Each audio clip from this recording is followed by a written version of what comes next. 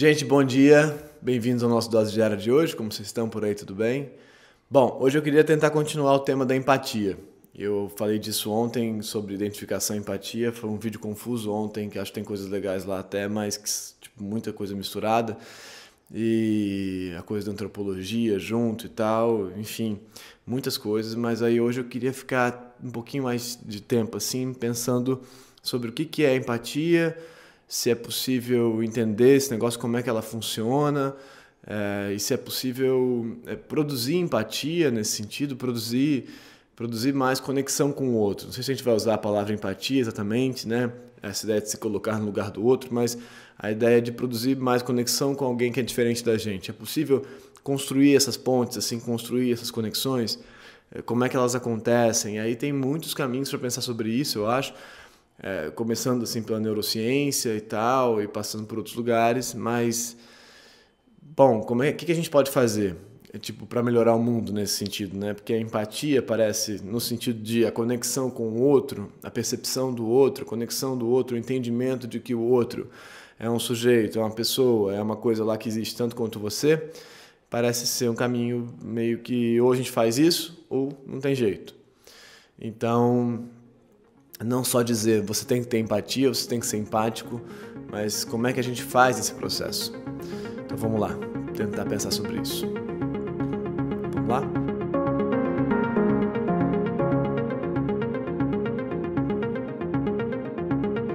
Bom, para começar a falar da empatia, a gente teria que meio que voltar ao negócio dos neurônios de espelho. Se você quiser, para esse vídeo aí e pesquisa aqui no YouTube mesmo. Eu posso botar algum vídeo, mas é fácil de achar.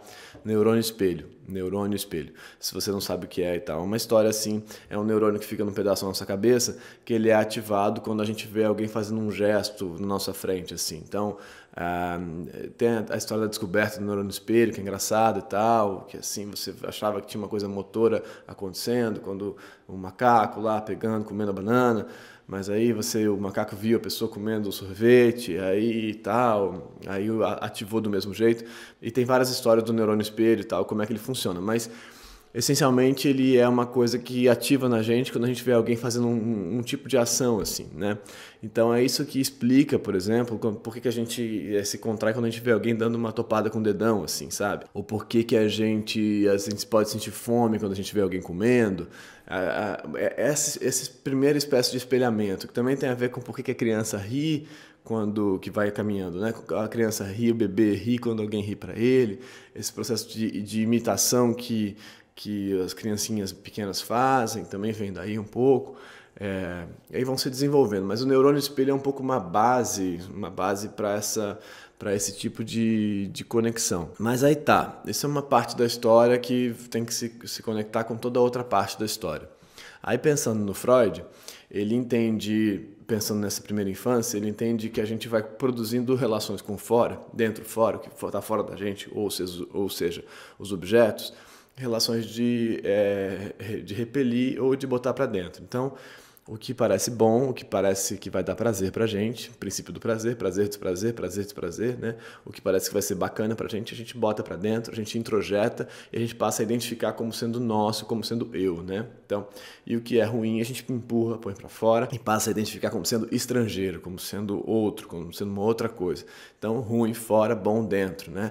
Esse é o processo, né? E isso tem tudo a ver com uma lógica realmente evolutiva mesmo e com a neurociência de hoje em dia, os princípios da consciência funcionando como modos de conservação desses sujeitos que somos nós, né? Então, a gente está com algum problema, aqui a gente então precisa colocar alguma coisa, eu estou com sede, eu preciso colocar água para dentro, então eu preciso conseguir buscar água no mundo para botar água para dentro, né? Então eu tô com carência, eu preciso conseguir buscar alguém para poder botar alguém para dentro, para poder então não ficar mais carente. Eu estou desamparado, então eu estou com fome, então eu preciso ir para o mundo porque eu não vou conseguir resolver isso aqui dentro, né? Então tem esse problema que a gente não se resolve só a gente tem que lidar com esse outro, né?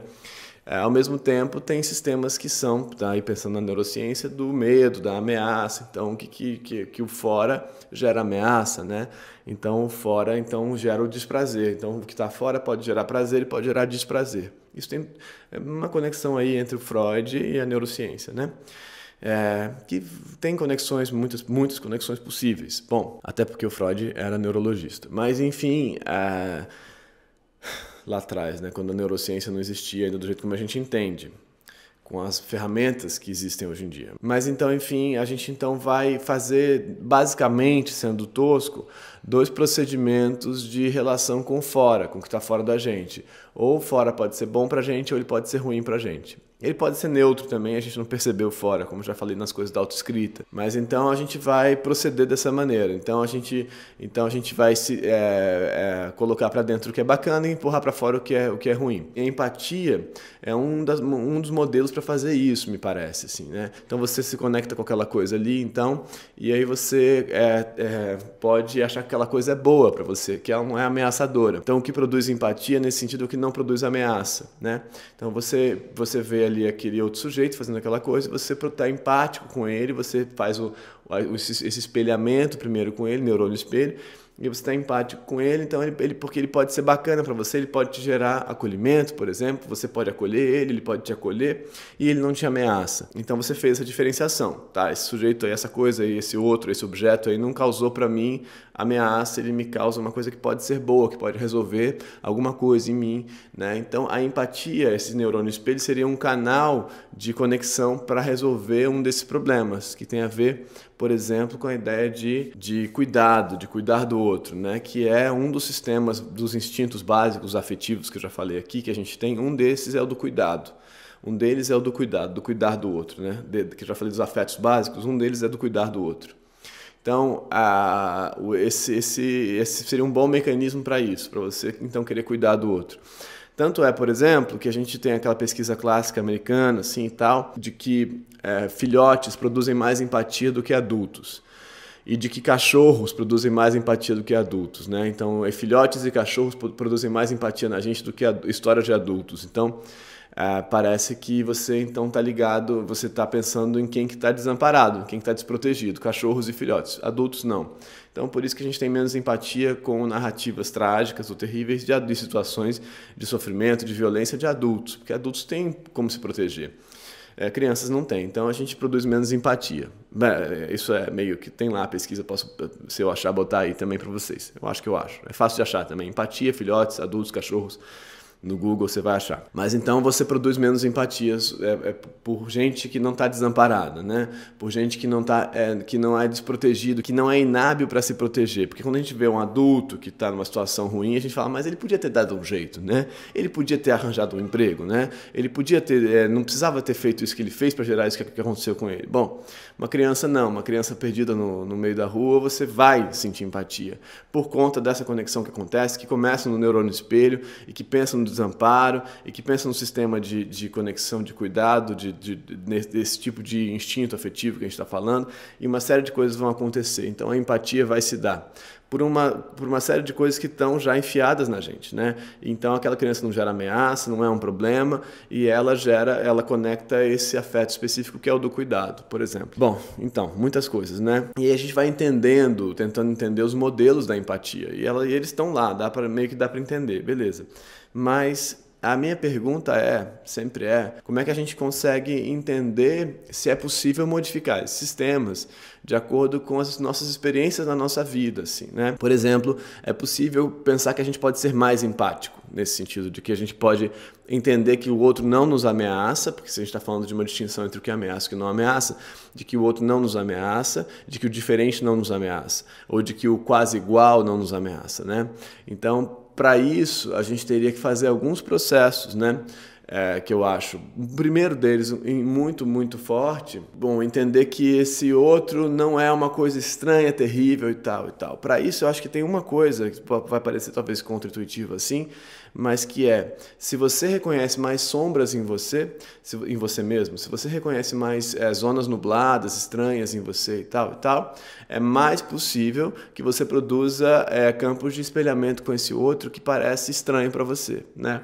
Então, para mim, um dos processos de produção, de entender que aquilo não é uma ameaça, é primeiro entender que essa coisa que ressoa em você também não é uma ameaça. Então, quanto mais a gente não se ameaçar pelos nossos fantasmas, mais a gente não se ameaça pela identificação do fantasma do outro. Dá para entender? Então, o processo de entendimento de si, de pesquisa de si, de entendimento daquelas coisas que você não gostaria que tivessem em você, diminui o grau de ameaça delas dentro de você, o que pode diminuir o grau de ameaça dessas coisas no outro, né? Então a gente não olha para o outro e fala, cara, isso aí é muito terrível, né? A gente não olha para o outro e fala, tem alguma coisa muito errada aí nesse desejo que esse outro apresenta, nessa fala que esse outro apresenta, nesse comportamento que esse outro apresenta, porque isso está errado. Por que a gente faz isso? A gente empurra para lá porque ameaça a gente, porque a gente está empurrando para trás também o nosso, escondendo o nosso negócio, fazendo esse nosso processo. Então, se a gente de se livrar do que é ruim, Freud fala, então eu empurro para fora e eu empurro para baixo, né? As coisas que estão dentro de mim, que eu não quero, que eu julgo como ruins e que eu não posso pôr para fora, eu empurro lá para baixo, nesse sentido do inconsciente, do recalque. Então, se a gente desrecalcar algumas coisas, a gente pode também reconhecer no outro essas coisas que estão desrecalcadas na gente, porque são processos um pouco similares, né? O ruim, o estranho, o que não é certo, o estranho nesse sentido, né? O inadequado, que a gente não aceita no outro, tem a ver com a gente não aceitar o inadequado na gente também. Então, esse é um primeiro processo fundamental, que é passar a perceber e aceitar o inadequado, a inadequação na gente. Primeiro processo. Um segundo, para mim, tem a ver com o entendimento narrativo desse outro. Quem é esse outro? Por onde ele passa? E com um processo de humanização narrativa e de experiência que tem a ver, como eu disse ontem, da antropologia com a observação participante e tal, de perceber a vida daquele sujeito. Então, de entender que há uma vida ali, há uma humanidade ali que não é idêntica à sua, mas é uma humanidade tanto quanto a sua e tem momentos de fragilidade e de desamparo tanto quanto a sua humanidade, tanto quanto a sua história. Então, perceber, construir essa história do outro é um campo para produzir um possível espelhamento que não seja de ameaça, né? Para produzir uma possível conexão que não seja de ameaça.